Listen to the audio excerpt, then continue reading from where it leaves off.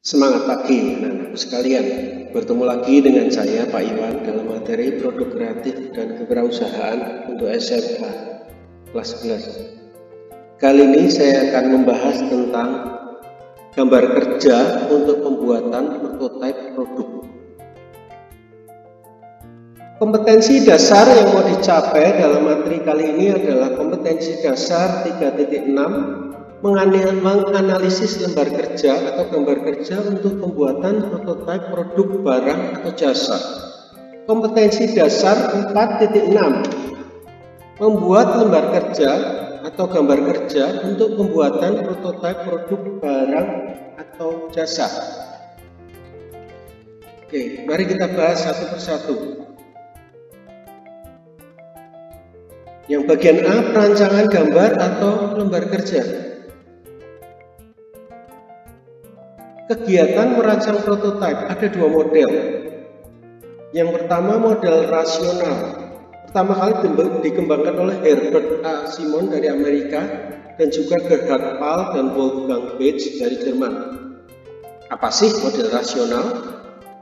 Model rasional itu menyatakan sebagai berikut. Para perancang berusaha memaksimalkan rancangannya sesuai dengan tujuan dan batasan suatu produk. Proses perancangan adalah proses yang berdasarkan rencana yang telah dibuat.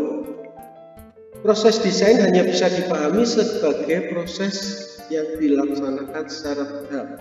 Jadi dari model ini sudah dibuat dulu. Rencananya mau bikin apa, batasannya seperti apa. Kurang lebih seperti itu. Sudah ada batasan dan rencana yang dibuat. Dasar dari model rasional adalah teori rasionalisme di mana rancangan adalah hal yang dibuat oleh perancang dengan tujuan untuk mewujudkan rancangan tersebut menjadi sebuah informasi yang jelas dan dapat diukur. Jadi melulu mewujudkan rancangan.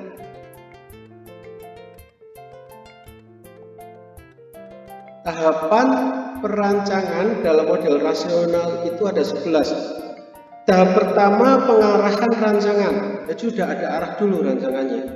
Tahap kedua analisis, tahap ketiga penelitian, tahap keempat spesifikasi dari rancangan, tahap kelima pemecahan masalah bila ditemukan masalah-masalah dalam analisis dan penelitian atas spesifikasi dan spesifikasi dari rancangan itu. Setelah itu baru rancangan dipresentasikan. Langkah ke-7 pengembangan rancangan, langkah ke-8 pengujian dari rancangan yang dibuat itu, langkah ke-9 adalah implementasi dari rancangan itu, dibuat satu sampel atau prototipe semacam itu, kemudian langkah ke-10 evaluasi dan kesimpulan dari seluruh proses yang sudah dilaksanakan. Dari hasil evaluasi dan kesimpulan itu dibuat perancangan kembali. Seperti itu model rasional. Langkah tahap demi tahap itu harus diikuti. Kemudian ada model kedua adalah model aksi sentris. Model ini sebenarnya adalah bentuk kritik atas model rasional. Model aksi sentris menyatakan sebagai berikut.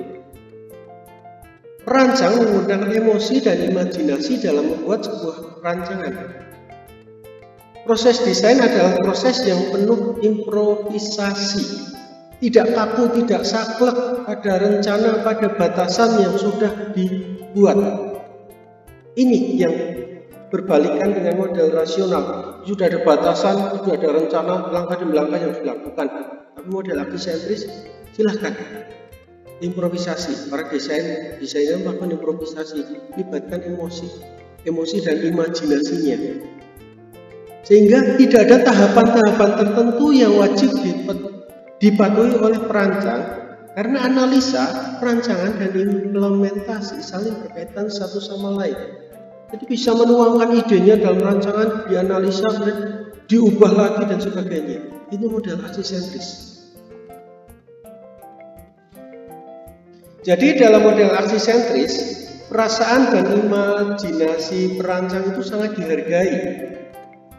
Namun ada kesamaan dengan model rasional.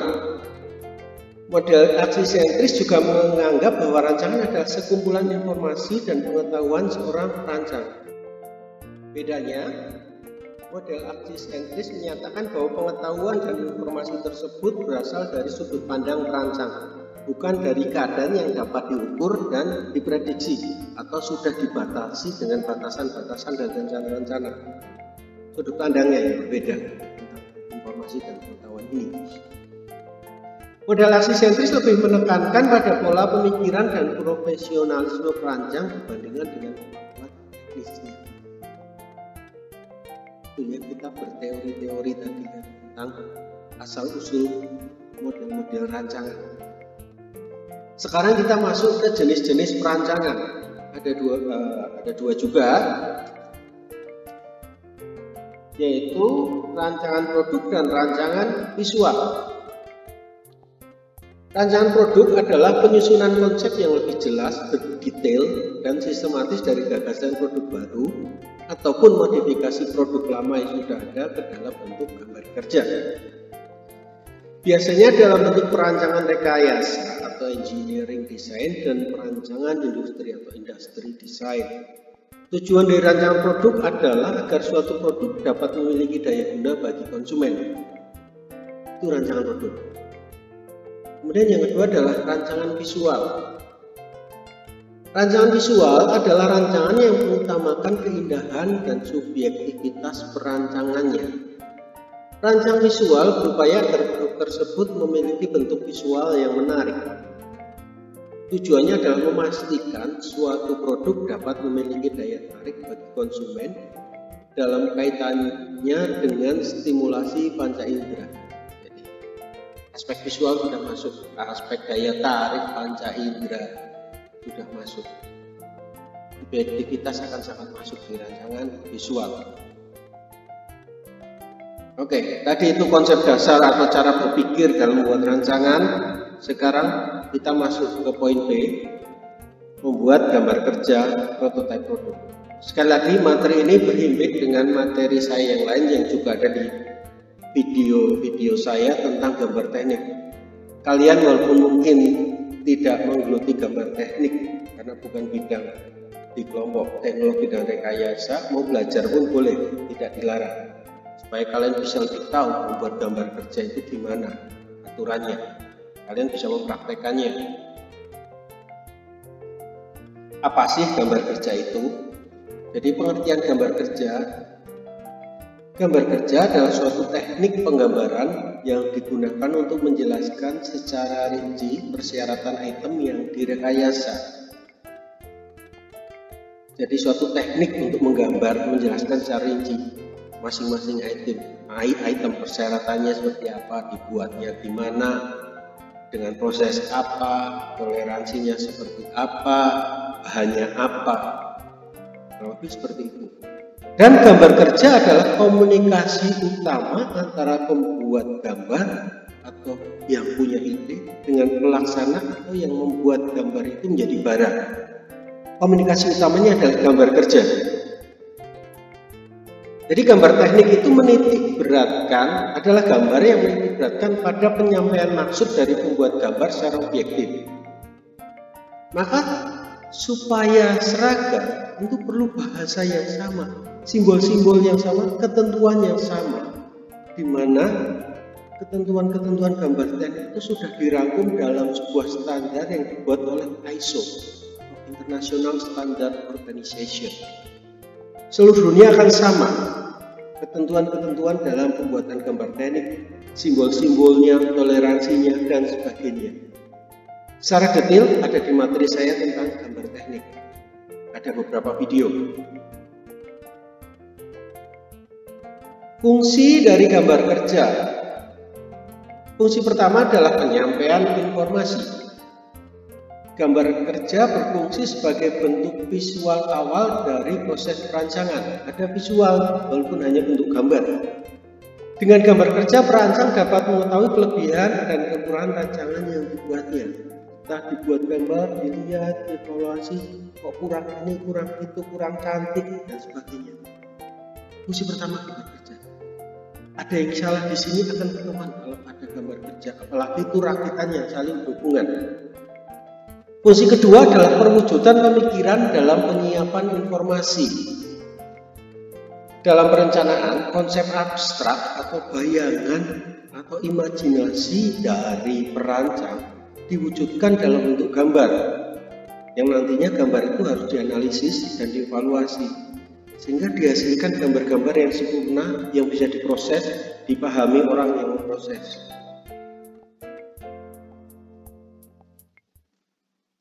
Tahapan dan analisis gambar kerja prototipe produk. Tahapan membuat gambar kerja kurang lebih seperti ini. Setelah punya ide ya, buatlah beberapa rancangan. Jadi beberapa alternatif desain itu dibuat. Kemudian gambarlah ide-ide itu dengan sebuah gambar sketsa. Gambar sketsa secara khusus saya bahas di video saya yang lain tentang gambar teknik. Jadi bisa sketsa 3 dimensi atau sketsa 2 dimensi. Di sini gambarlah ide sebanyak-banyaknya, bisa berupa variasi produk, bisa berupa produk-produk yang lain, bentuknya yang sangat berbeda, fungsinya sama dan sebagainya. Kenapa? Supaya bisa mendapatkan masukan sebanyak-banyaknya sehingga bisa memilih dari produk itu, dipilih ide yang terbaik. Setelah kita ketemu ide yang terbaik, produk mana yang akan kita wujudkan, baru buatlah gambar kerja secara detail dari ide tersebut, baik gambar satuan, gambar setiap item, gambar rangkaiannya, maupun gambar 3 dimensinya. Silahkan, kurang lebih tahapnya seperti itu ya. Kalau kita taat dengan tahap demi tahap ini, maka perwujudan prototipe itu akan lebih mudah bagi kita. Kita analisanya lebih mudah, evaluasinya lebih mudah. Kalau ditemukan kesalahan, lebih mudah memperbaiki. Tahapan dan analisis gambar kerja. Analisis gambar kerja. Sekarang analisisnya. Kalau tadi tahapan membuatnya, sekarang analisis.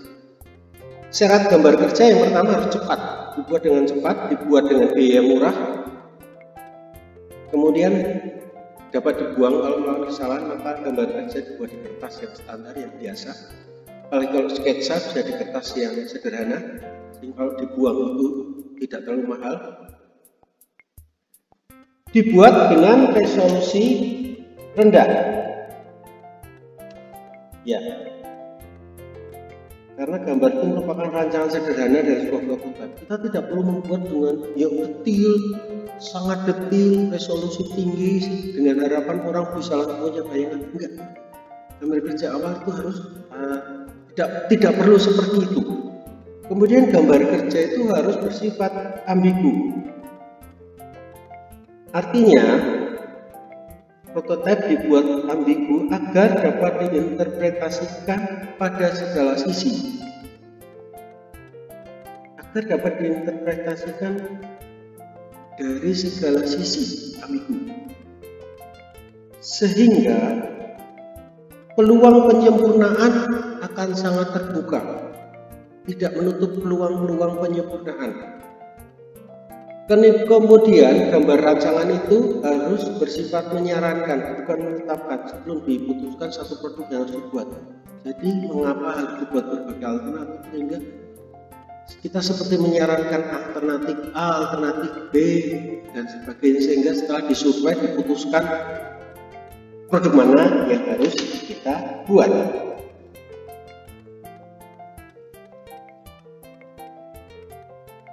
Kemudian ada satu poin lagi, analisis manufaktur. Kalau tadi analisis prosesnya ya, sekarang analisis manufaktur terhadap gambar kerja. Jadi gambar kerja itu dianalisis berdasarkan proses manufaktur atau proses pembuatan dari produk yang ada dalam gambar kerja itu. Maka di sini perlu disajikan bentuk dan dimensi fisik dari komponen produk. Sebisa mungkin gambar kerja itu bisa memberi gambaran utuh tentang satu produk yang akan dibuat. Maka kalau kemungkinan dibuat skala yang sebenarnya, skala 1:1.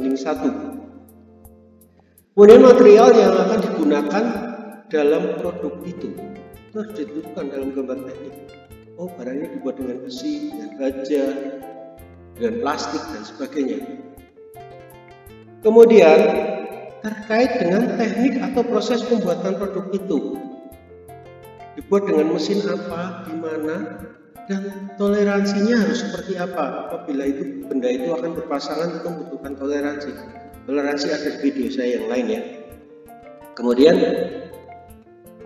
apabila gambar itu merupakan komponen-komponen yang harus dirakit, urutan gambar perakitannya itu juga harus ada. Cara merakit komponennya harus ada, gambar rakitannya harus ada, lengkap.